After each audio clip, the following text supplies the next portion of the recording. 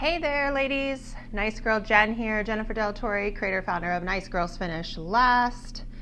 And coming to you today on this Friday. So as you guys join or when you catch the replay, let me know what you're up to on Friday.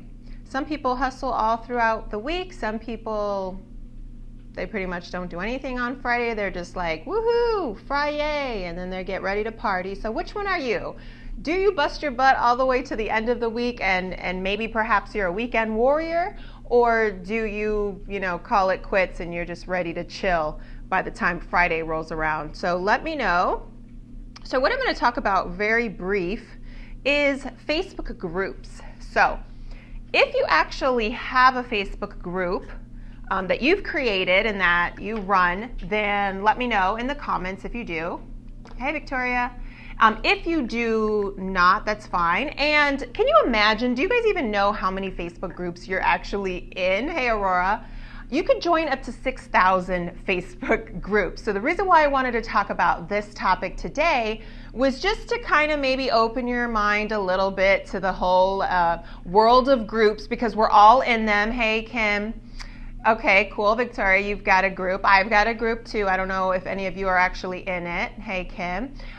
So we are all in so many groups, and I bet you can only maybe name like 5 that you're in. And really think about it. You know yours, so that one doesn't count. But how many other groups, like their names come to mind that you're like, oh yeah, I'm in the amazing entrepreneur female whatever. Do you know? And so the reason why I wanted to bring this up, 5,000. Yeah, you could join up to 6,000, which I think is insane. So the reason why I want to talk about this is because to keep that in mind, that people don't always remember the groups they're in. I know sometimes if I'm doing some kind of promo, I'll start to scroll my groups and think, okay, which one's the best one to put this post in? And then I'm like, what? I don't even remember this group. I don't remember joining this group. Now, yes, some of them you haven't exactly joined. People that created them have added you, and that's fine. I don't have a problem with people adding me to their groups. I don't take offense to that. It's quite annoying when somebody does, and it's kind of rude, but if you don't like it, leave. So maybe I've added you to my group, maybe I haven't. But hey, if you don't like it, take a hike, that's fine. But we're in so many of them that we don't always know which ones we're in. And the reason why I wanted to talk about this is to kind of bring some points to you when you are running your own group and some things to keep in mind. So, hey Jody, how's it going? So anyways, I want to start with this. If you currently have a group now, think about how you are running that group. And so I was in one of the groups that I actually left yesterday. And yes, okay, I put on here, yes or no, are they good for business? Yes, they are, but you've got to use them strategically. You've got to use them the right way. You guys see those annoying posts that are just trying to get likes to their fan page, or they're just spamming some whatever, hey, join this. And there's groups that you're in and you're just kind of sick of it and you're tired of seeing that. And then what ends up happening is you don't go there anymore. You stop visiting, which is probably why I was scrolling through groups to post in and was like, what is this group? I don't remember, probably because I'm done looking at it and done engaging in it, because it's just add all day long, which is very annoying. And then a group that I actually left yesterday had a pretty decent people in there, about 1,000 I would say. And I shared a video in there that had nothing to do with promotions. I was simply talking about, actually it was my I Hate Big Butts video. So it was yesterday. So I wasn't selling anything on there. I was just simply talking about not having excuses. But of course they didn't post it in there and they said, oh, check our guidelines. First of all, the guidelines was like 80 points to remember. Okay, where are you? You were in 5,000 groups. If you can join up to 6,000, and I'm assuming all of you on here are at least in 100. Hey, Christina, how am I supposed to remember your 80 rules in your Facebook group?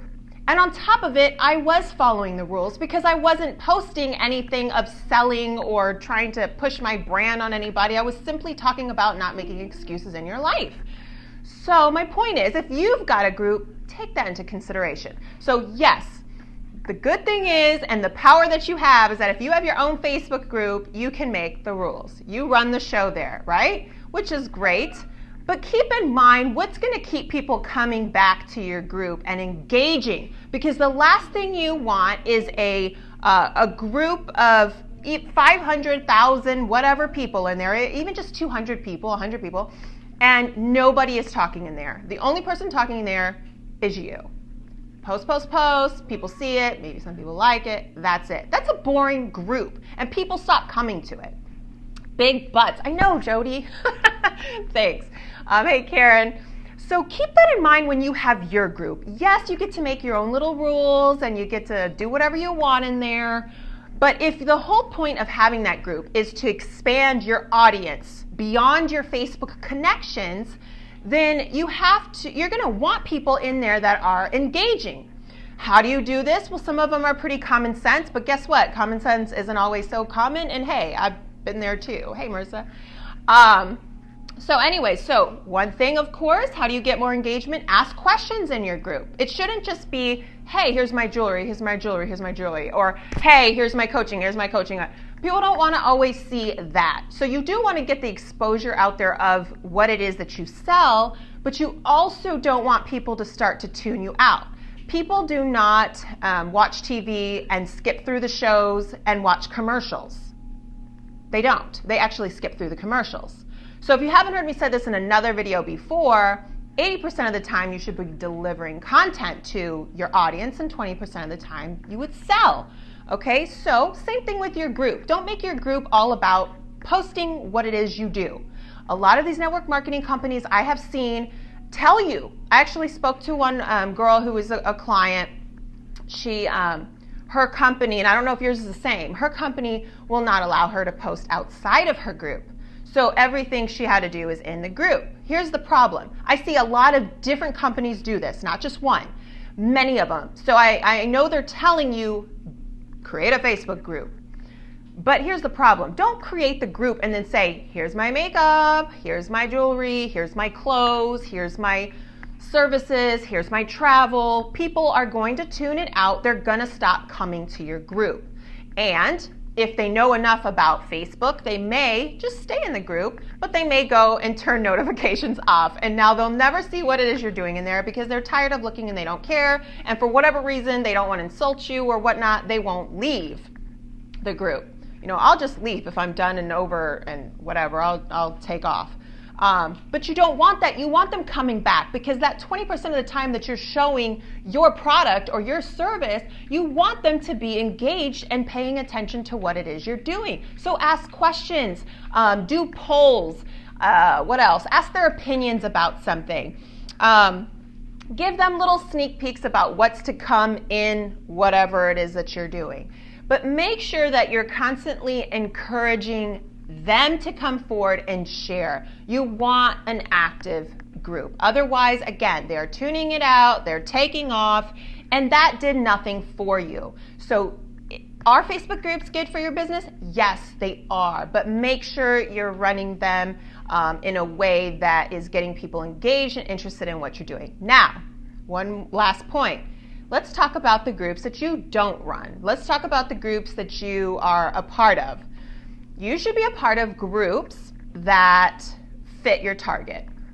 So whatever your target market is, I would look and join those particular groups. You're not going to go in there so that you could just advertise yourself, because then you end up having those groups that we were talking about earlier that's just like, it seems like spam all day long. Nobody wants to see that. But groups can be very powerful to spreading the word of what it is that you do. And I could speak that from experience, because I was just talking to one of my clients last night, and I was telling her how if I were to compare, let's just say, for example, I do a post to send you to nicegirlsfinishlast.com. So of course, I'm going to address the issues that you would be having if you are going to be working with me, and I'll post those in various groups. Some of them I am kind of active in, some of them not so much, but it is for my target audience. So I post it in there. And without fail, I always get opt-ins. I always get leads by posting in there. Are people necessarily liking the post? No. Sometimes I may, let's just say I do post in 3 groups. let's just say I immediately get 5 opt-ins.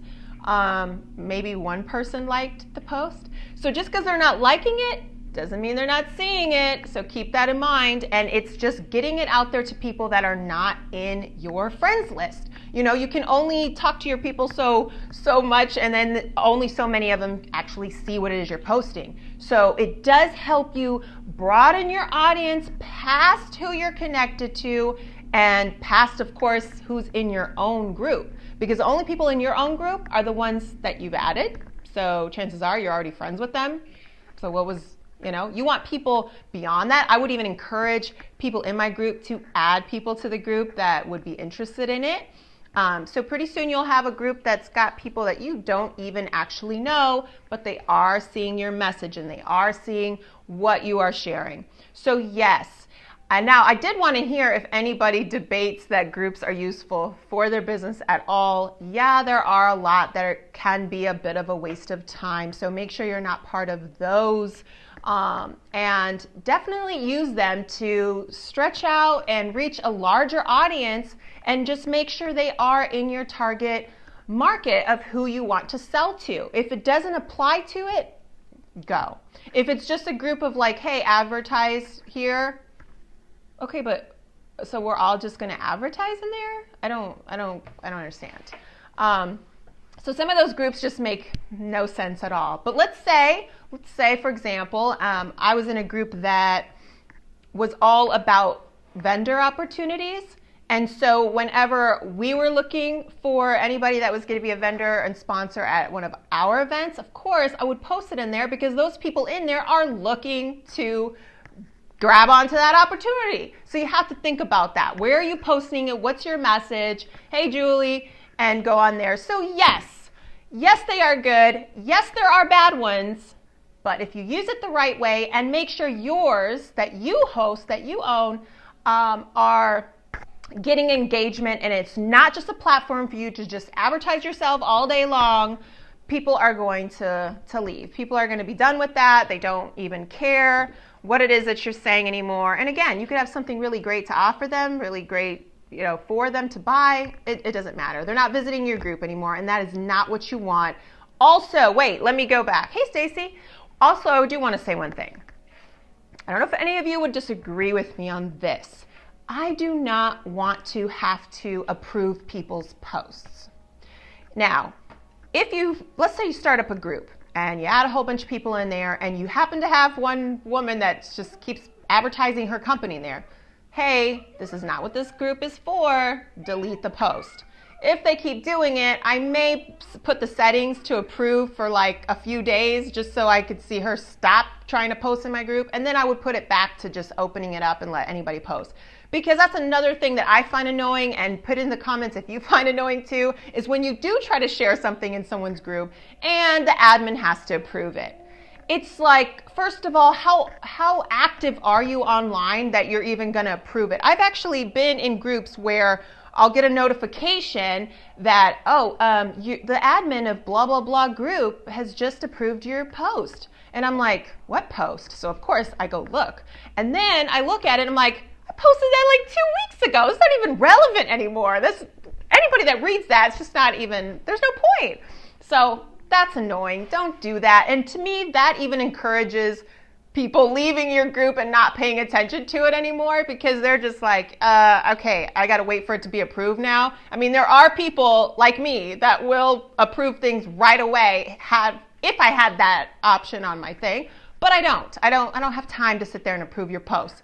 Will I delete your posts if all you're doing is just like spamming my group? Of course, I'm going to delete it. I probably won't even tell you. I may tell you. I may not even care, but I'm not going to sit there and wait around for somebody to approve mine when by the time they get around to it, will it even matter?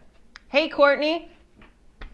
So anyways, that's what I wanted to share with you today. If you're just catching this, watch the replay and see what we talked about in the beginning. But thanks for joining, guys, and I'll talk to you soon. Happy Friday.